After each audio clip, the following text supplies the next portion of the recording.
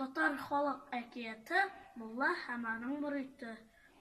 Элекке заманда бер мулланың мөрите булады. Ул кеше мулланың сүзеннән чыкмыйча, шуның шаригаты белән генә эшләргә тиеш булады. Бер вакыт Рамазан аенда бу мөритнең бик нык тамагы ачкан ди. Ашарга әзерли. Бер дә тапмагач, шәмгә ут кабызып кулы белән әйләндерә, шәм кызуында йомырка пешерә. Әзрәк йылынгач, әзче ашарга башлый. Авызының ике ягыннан йомырка сарысы алып төшә. Шул вакыт мулла килеп керә дә ачуланырга тотына. Эшләдең син бәдбахет, Рамазан аенда күпә көндез аша утырасың. Хәзрәт, ялгыштым.